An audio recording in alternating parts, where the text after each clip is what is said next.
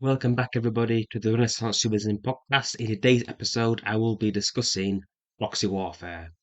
Proxy warfare usually involves two or more powers or neighbouring nations engaged in a long conflict where both parties primarily use lesser powers to wage conflict without directly using their full military and economic resources or engaging in an all-out brawl.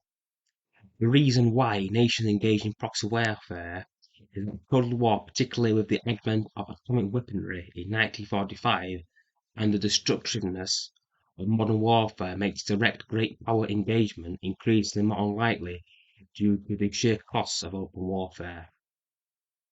According to the Encyclopaedia Britannica, total war is a military conflict in which contenders are willing to sacrifice lives and resources to obtain the complete victory. But in those kinds of total wars where the entire state economy, where its resources internally, both in terms of human resources and in terms of material resources, are used to wage a war against another power, and that conflict can be so destructive that even if that power wins, it could see the end of their empire and the end of their hegemony. A great example of this is England during World War One and World War Two. World War One from 1914 to 1918, and World War Two from 1939 to 1945, and it can be strongly argued that these two world wars crippled the British economy, it destroyed its navy, the ability to maintain a navy, and it wrecked its national self-confidence, which still continues on to this day, just because that war was so traumatic for the English peoples, for the British peoples, that it never truly recovered and probably still hasn't recovered as well until this day. That's why open warfare, total war between two great powers, can be too destructive, and its consequences can mean that both, even if one wins, they still lose. Okay, now back to the primary context now of the proxy warfare. I'll just talk about total war briefly, just to provide some context. And this is why contemporary nations throughout human history have engaged in proxy warfare to pursue their national interests as long as there has been kingdoms or nations. There are many contemporary examples today, with French supporting their interests in Libya, Syria, and Nigeria, going against other allied powers such as Turkey and Great Britain, pursuing separate foreign policies in Syria and North Africa. Turkey, for example, has seized parts of northern lands in Syria and is in a low conflict with the Russians because they're supporting the regime in Syria led by Bashar al-Assad.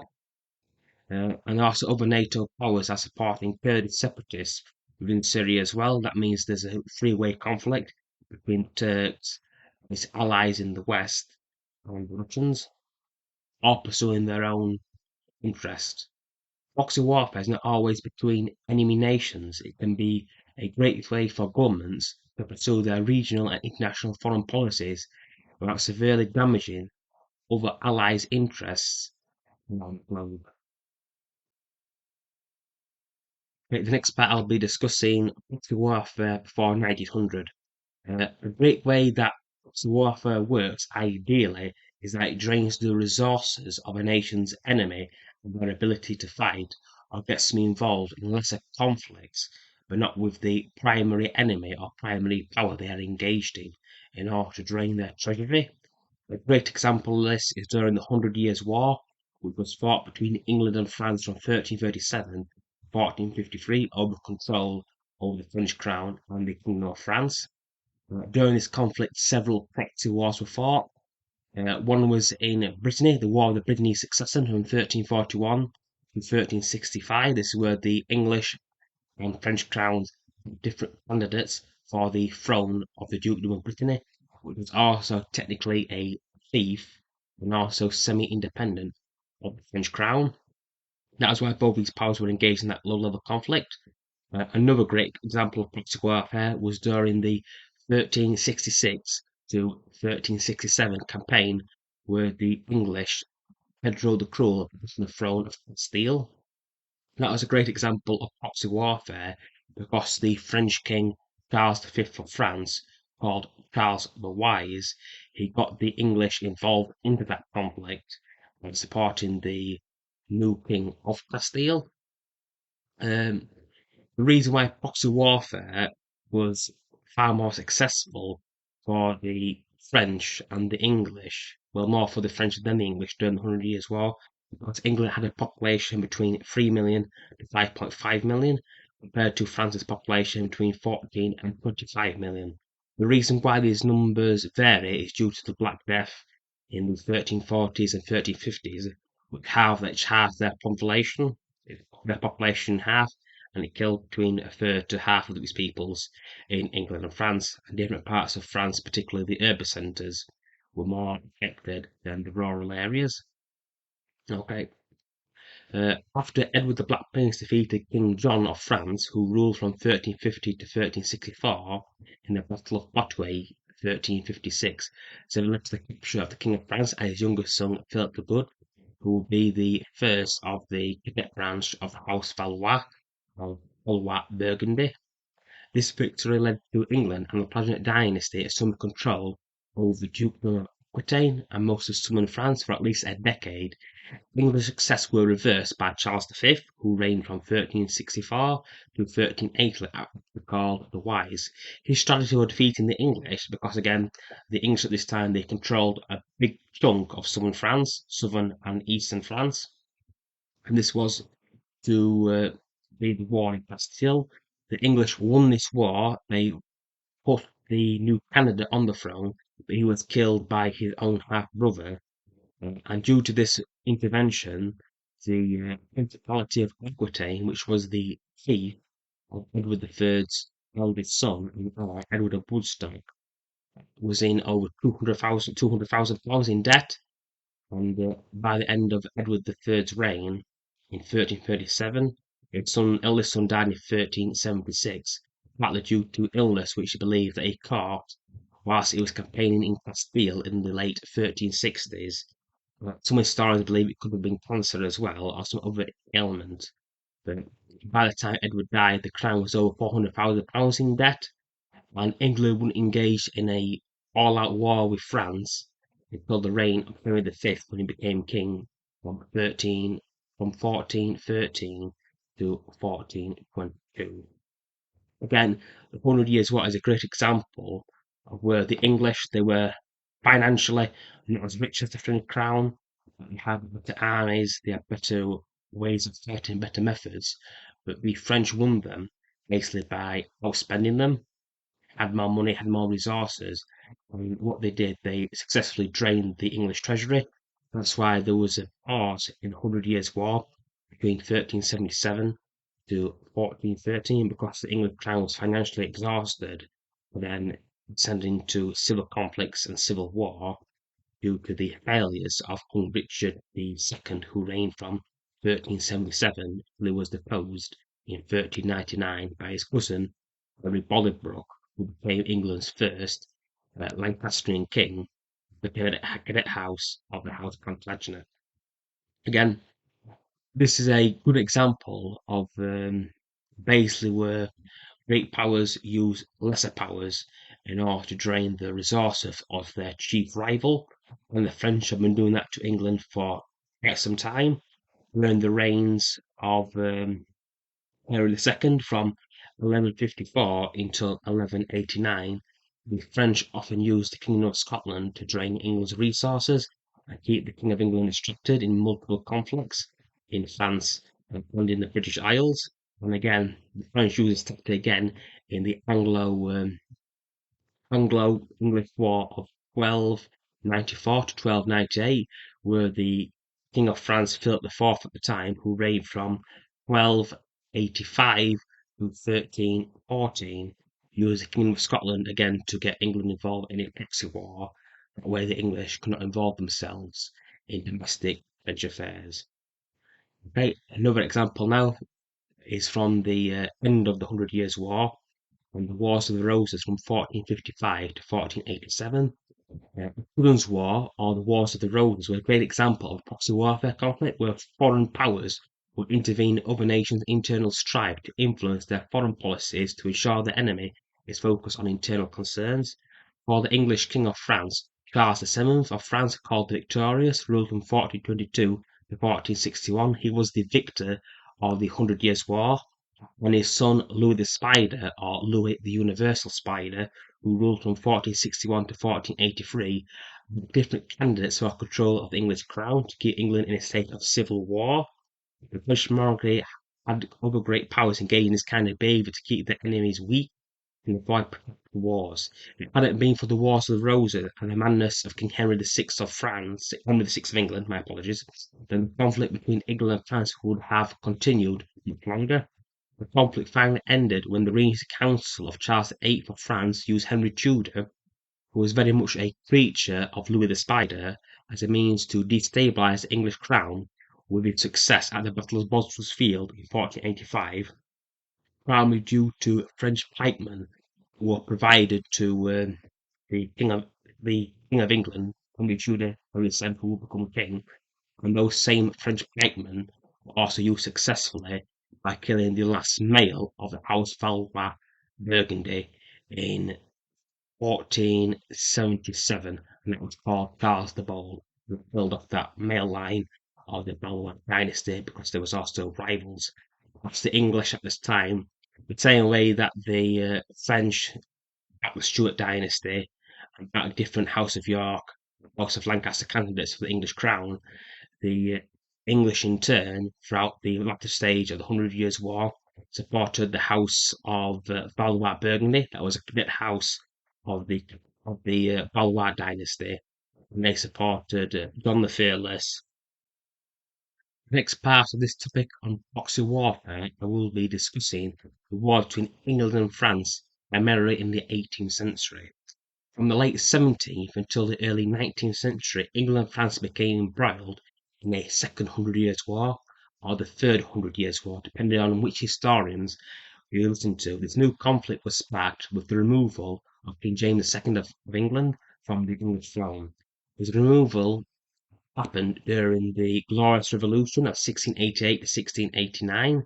This marked the return of England's international power within Europe, and its dreams of global supremacy over the French sparked a series of conflicts and proxy wars between both powers. Again, this was due to England losing the Second Hundred Years' War, or First Hundred Years' War. Of course, between England and France there was 300 Years' Wars. The first one was from 1154 until 1259. The Second Hundred World War from 1337 to 1453, and the final Hundred Years' War, or the Third Hundred Years' War, was between 1688 to 1815, who defeated Napoleon at Waterloo. So there was three sets of Hundred Years' Wars. The history remembers the first one as the Plantagenet-Capetian rivalry, and then the first Hundred Years' War as a Hundred Years' War, and the second Hundred Years' War, or the Third Hundred Years' War, was the final big conflict between both these nations, though hostilities continued up until the 20th century. Okay. During the 18th century, the English became the masters of proxy warfare, with English political classes and culture at that time being financially against creating large armies, seeing them as a means to attack the liberties of the native Englishmen. Due to this development, the English opted to support France's foreign enemies with financial subsidies. During Frederick the Great of Prussia's rule from 1714 to 1786, the English paid for his entire nation's budget to fund them to fight against the French on the European continent. France spent 45 years out of the 100 years of the 18th century at war with most of their neighbours, with the French being forced to fight primarily its neighbours. These were the Austrians, these were the Prussians, over dominance in Europe, because England at this time was a maritime power. Due to losing the Hundred Years' War in 1453, that untied England from the European continent. Of course, England lost its continental holdings by the early mid 16th century. All those holdings were gone, so it had no more lands on the actual mainland continental Europe, because they've been successfully kicked out of Europe by the French. And because of this, they opted towards building a maritime empire of the sea, an empire of controlling international trade routes. It became a commercial empire. In contrast, the French, their primary focus is being a continental power because to them, they've got enemies in Spain, they've got enemies in Germany, and they've got to have a large army to protect the actual territorial integrity of France. It's why France, during the 18th century and during the 17th century, had a standing army of over 100,000 men. And at peacetime, that could go down to 150,000. So France became a very militarized society. But don't be confused. The France did secure some victories against the English during the Third Hundred Years' War or Second Hundred Years' War. And this was primarily the American Revolution or the American War of Independence from 1775 to 1883. This is where the French provided the colonies with equipment, financial backing, and soldiers to win their independence and prevent to lose control over the 13 colonies that would become the United States of America.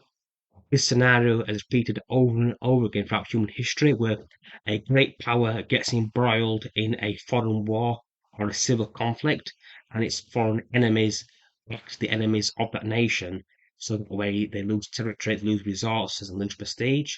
This can be seen in the Soviet-Afghan War from 1979 to 1983, where the Americans backed the Mujahideen, and also the American War on Terror from 2001 to 2021, where the United States was distracted in the wars in Afghanistan and was unable to make any positive actions against the Russian Federation during their invasion of Ukraine in 2014 and seizing the Crimea Peninsula. The next part on proxy warfare, I will be covering the Cold War period. This was a period that lasted round about 44 years, 1945 to 1989. Throughout that period, both the United States of America and the Union of Soviet Republics, or just Russia, as we would best understand it today in modern terms, were engaged in a conflict of which ideology, capitalism or communism, would be the future of humanity. The United States favoured a liberal approach to the economy where individuals within society have the freedom to invest their goods and services, invest in the US economy, and in creativity. In contrast, the Soviet Union favoured a state-planned economy where there was no freedom of the market forces to dictate the development of new technologies and the worth of goods or services. This is why in the last 2 decades of the Cold War period, Russia fell massively behind the rest of the world. Because in Russia, somebody like Steve Jobs, products like Apple, they won't exist because what the market does, is basically where there is a demand, there will be a profit incentive, and that profit incentive will lead to innovations. And because the Russians became stagnant, they didn't innovate, and that's why they fell behind and ultimately lost the Cold War. But though there was also geographical limitations to Russia, it's very hard for Russia to become a great international power. It's best to describe the Russians during the Cold War not as an international power, but more of a regional power on the Eurasian continent, as the continent of Europe and Asia together. As for the conflict between both superpowers began almost straight away after the ending of the Second World War in 1945. This first conflict was Vietnam, with American involvement starting all the way back in 1947 until the conclusion of the Vietnam War in 1975. The impact of this conflict was it demoralized the American public against supporting the fight against communism, and the United States public began to mistrust their political leadership, which continues until this day. The next great conflict, or proxy war during the Cold War, was the Korean War from 1950 to 1953. With the support of the United Nations and the North Atlantic Treaty Organization, the United States successfully liberated South Korea from the Communist North. During this conflict, much like the Vietnam conflict, the Soviet Union supported the Chinese, and in turn they supported the North Koreans in the war against the United States by providing them with equipment, and this was repeated again during the Vietnam War. The Cold War's final great conflict was the Soviet-Afghan War, which was waged between 1979 to 1989. The United States supported the Mujahideen, these were the freedom fighters, or terrorists as we would call them today, which also included Osama bin Laden, who planned the 9/11 attack on the USA in 2001, fight against the Soviet Union. The significant impact of the Afghan-Soviet War was that it meant that both the Soviet Union would lose its prestige, it would lose its legitimacy, because by the 1980s, the Russian economy had failed, its ability to innovate had failed, and its 5 year plans had failed, so its only remaining form of legitimacy was the Soviet military, the Red Army. And without that prestige, without that holding the system together, without the army, the entire system collapsed, which it did. It's not a coincidence that the same year that the Soviet Union pulled out of Afghanistan in 1989 was also the same year that the Soviet Union fell. I'm now going to talk about the Ukraine proxy war. I would suppose that any conflict in human history that deserves to be called a proxy war, there's no case better than Ukraine that deserved that title and recognition. However, for the Ukrainians fighting their war for independence, an emergent and a separate identity from Russia would differ significantly with my statement. For the Ukrainians, the war they have been fighting for the liberation and independence of Ukraine and been going on since the Russian took Crimea in 2014 to the present day. This could be likened to the American War of Independence from 1775 to 1783, with the Americans emerging as a separate cultural and political identity from England, the mother country. For the United States and its Western allies, the Ukraine War is a great opportunity to give a knockout blow towards the Russian Federation and ensure that Russia's military power is contained within that region, and also to ensure that with its declining demographics, this war is very well could be Russia's last war. Due to its terminal demographic decline, it will take a century to make the corrections necessary to regrow its population. Due to the falling birth rate since the end of the Soviet Union in the 1980s and the chaos of the 1990s, this meant that for over 40 years, the Russians haven't successfully created a replacement generation for the previous generation, or the previous boomer generation, from between 1945 and 1964. The reason for this is that people tend not to have children during times of chaos, instability, or perceived instability, and because of this, they're not having children. And the reason why it'll take a century, or it may take a century, just because once it kind of collapses, the only way is back up. But that'll take a long time because it's societal problems that's happening not just in Russia, but within the rest of the world as well, particularly in the global north and developed and rich nation. The US aid that's been sent to Ukraine from January 24, 2022 to July 31st amounts to 67.8 billion. This aid does not include US spending related to the war itself in Ukraine. So again, a quick wrap up now of this episode. Proxy warfare is basically the means to destroy your enemy without risking all your resources, all your manpower, and also the survival of your nation in all-out conflict in a total war between both powers.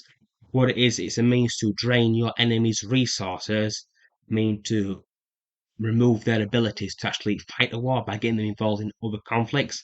Again, a great example is the Soviet-Afghan War. The Soviet-Afghan War from 1979 to 1989 is a perfect example where a great power can be destroyed due to being involved in foreign conflicts. So I hope that pretty much covers everything. I hope I've explained this, what the warfare is adequately. If you have any questions, please leave it in the comment section. Don't forget to subscribe. I'm also written an accompanying article for this podcast episode as well, and you can find it in the description. So if you want to read what I've written about this, you can read that as well, and that'll be far more easier for yourself to actually get the words in your mind as well, not just listen to my voice.